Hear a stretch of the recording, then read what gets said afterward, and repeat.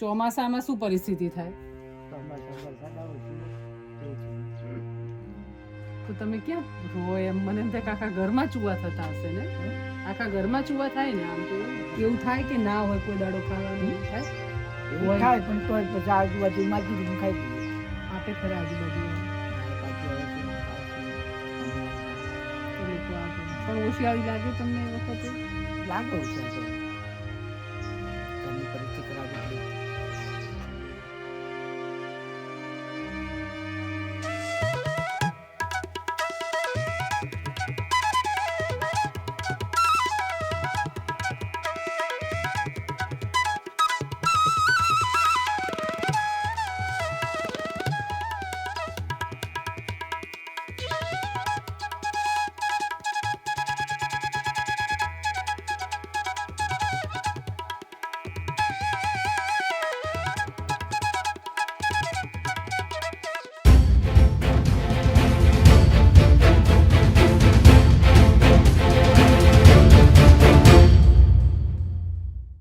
પણ આટલું ઝડપથી ઘર થઈ જાય એવું વિચાર્યું હતું કેશાભાઈ? ના ઈ તો નતું વિચાર્યું ને, થઈ આમ ગયું. જે મારી ઈચ્છા હતી ને નાતી આવી.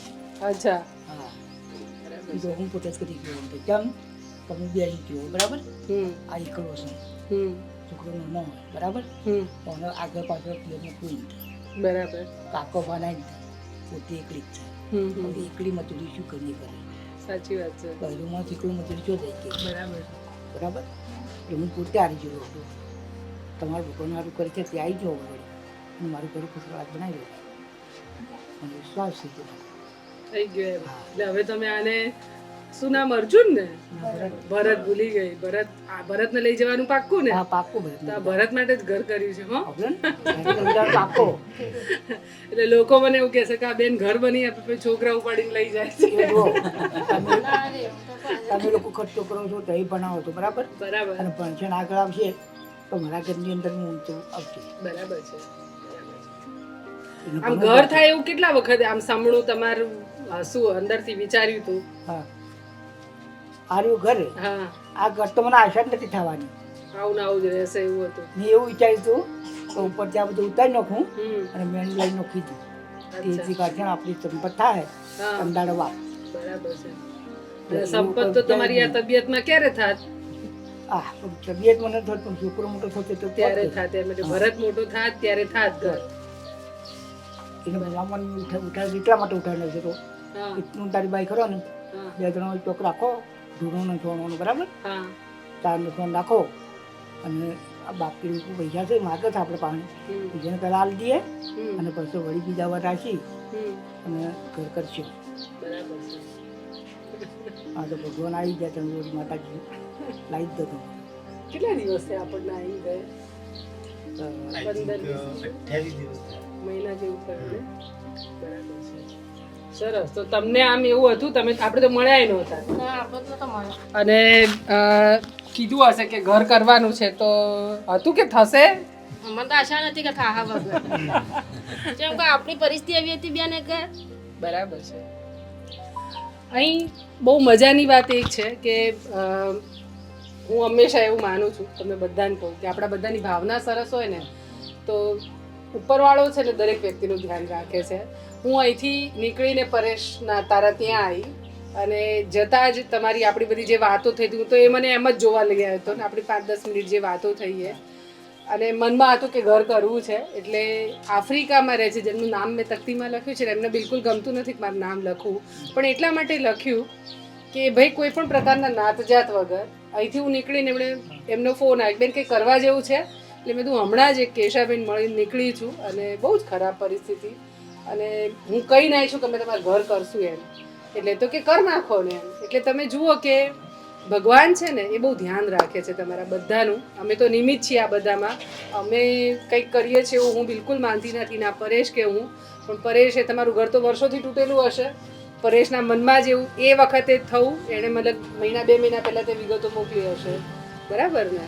આ બધું જે છે તે કુદરતે નક્કી કરેલું ને એ પ્રમાણે આ થયું છે. એટલે અમે તો બહુ રાજી છીએ તમારું ઘર થયું અને આમ એવી ભાવના થાય કે ઘર વગરના કોઈ ના રે, બધાને બનાવી શકીએ તો આવી ભાવના હતી એટલે થયું આ બધું.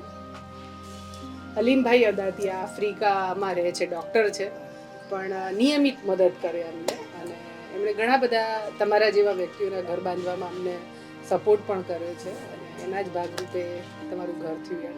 એટલે એમના આશીર્વાદ આપજો બહુ બધા. તમે તમને બધા આપવાના હોય કે તમારા આખા સ્ટાફને મેં આશીર્વાદ આપવાના. બરાબર છે. અમારા ઉપર ને તો ભગવાન નામ લઈને તમારા આખા સ્ટાફનું એટલા નોકરી કરે એટલે બધાને આશીર્વાદ કે ભગવાનીઓનો સારું કરે. બરાબર છે. અને અમારા કાયમી ઉપર ને એટલે હું આ અમારું વધવાની કરો ને ઉઠીને ભગવાનનું નામ લઈને માતાજીનું નામ લઈને પછી તમારે બધું આખા સ્ટાફને મેં આશીર્વાદ આપે. બરાબર. તમારા ભાઈ ખેતીની જમીન છે? ના નથી. નહીં તો મને એમ થાય કે ગાય ભેંસ જેવું પણ કંઈક કરો તો તમારા આખું જીવન ચાલી જાય. તારો અરગ કે પહેલા, કેમ કે તારા મનમાં એ ભાવના હતી, તો તને કેવું લાગ્યું એ કે? મને તો સૌથી સરસ એ વસ્તુ ગમી કે મારા કારણે કોઈ પરિવારનું છત મળી. બરાબર એ સૌથી મોટો મારો ગોલ હતો જે મેં આજે સંપૂર્ણ રીતે પૂર્ણ કર્યો છે અને બહુ જ ખુશ છું. જે વખતે મારી આંખમાં આંસુ હતા એ વસ્તુ અત્યારે મને હરખમાં બદલાઈ ગઈ છે, એટલે બહુ ખુશ છું. અને એમના પરિવાર થકી હજી પણ ઘણા બધા લોકોને મદદ કરું એવી મારી અંતરથી ભાવના છે. બરાબર છે. પણ તે રાત્રે કેટલા વાગે? સવાર 6 વાગ્યા સુધી કામ કર્યું? સવાર 6 વાગ્યા સુધી કામ કર્યું છે. હું આવવાની કેમ હતી કે- એટલે લાઇટ ફિટિંગ નું કામ બાકી હતું, તો એમ થયું કે આજે આવી જાવ. રાત્રે આખું કમ્પ્લીટ કર્યું. બહુ સરસ. તમારો દીકરો આટલું સરસ સેવાનું કામ કરે છે, તમને કેવો હરખ થાય? કેવો કાર્યકર તરીકે એમ તો બરાબર, છોકરો મારો કામ કરતો હોય એમાં મને તો હરખ જ હોય કે બિલકુલ, પણ એને ઘણું કરીએ. ખાલી કેશાભાઈની વાત નથી, ના નહીં પણ બીજા અનેક પરિવારોને મદદ કરે તો આમ બાપા હોય ને માં હોય એને તો આમ સારું જ છે ને ફેર બેન, હોય મને તો ને ગર્વ છે કે ગર્વ છે. હા છોકરા પર. ખૂબ સરસ, ખૂબ સરસ. પહેલી પરિસ્થિતિ એને બહુ ખરાબ હતી. એને તો આ ઘર કરવાની કોઈ પેલી જતી નહીં કે અમે ઘર કરી શકશું. અને હાલ જે થયું એ સારું થયું. બેનનો બધો તમારા પરેશભાઈનો એ બધાનો ટેકો મળે અને ઘર થઈ ગયું એટલે એને સંસાર બધા સારી રીતે હેડ છે. રહેવા માટે સુખ શાંતિ બહુ છત અગત્યનું મળી. છે. કોઈ પણ વરસાદના કારણે ખૂબ તકલીફ પડતી હતી બેન. એને એક સાઈડ તૂટી ગઈ એટલે વરસાદનો આ વર્ષમાં તો રહેવાની તકલીફ હતી જ. એને બહાર નીકળવું પડે એવી હતી, પણ આ થઈ ગયું એટલે તમારો વળી આમ વરસાદ આભાર. ખરું ને ઠંડી બે હા. વખતે હાલત ખરાબ થાય. એ રીતના સરસ. સારું કર્યું, સૌથી સારું મને સારું ગમી છે. હા છોકરો ડાટા એવું હતું બેન, એટલે મને સારું ગમ્યું, બહુ ગમી છે મને. હવ બધાનો આભાર છે. હવે તું કે તાર ભણીને શું કરવું છે? અને મેં તો નક્કી કર્યું તું કે તારું ઘર થાય. તારા પપ્પા તો એવું કહેતા હતા કે તને ખેતીએ વળગાડ દેવો છે ક્યાં કેમ. તમે ભણવા આવીશ ને? આવીશ 9માં. તારું ઘરથી તને કેવો હરખ થયો ઈ કે? સારો મજા પડી ગઈ? અરે, સરસ. બીજું કઈ કેવું છે? મને એમ થાય કે ભરત જેવા જેટલા છોકરાઓને લઈ જઈ શકે ને ભણવા માટે બધાને લઈ જવા છે. તમારા આસપાસમાં પણ એવા બાળકો હોય કે જેને મમ્મી પપ્પા ભણાવી ના શકતા હોય તો ચોક્કસ અમારી ત્યાં પાંસરમાં અમારી હોસ્ટેલ બને છે, ત્યાં તમે મૂકી શકો. ભણાવીશું ને છોકરાઓ ભણશે તો જેમ કેશાભાઈની એ લાકડી છે તો એ લાકડી મજબૂત લાકડી બને ને. એમને વાટ હતી કે ભરત મોટો થાય, સરસ કમાય, એમનું દેવું પૂરું કરે ને પછી અમારું ઘર બનાવે. તો એ ભણશે જ છોકરાઓ તો પહેલેથી આ બધી ચીજો એ કરી શકશે. તો એવા બાળકોને જેને મા બાપની ક્ષમતા નથી ને બાળકોનું ભણવાનું છોડાવી દેવાનું થાય એ દીકરા દીકરીઓને અમારે ત્યાં મોકલી શકીએ. અમારા પરેશની દીકરી છે, અમારા કાર્યકરની. મેં એમ કીધું કે લઈ જવી છે તે તું ના પાડે છે ને? ના ના કે મને મારા પપ્પા ના પાડે.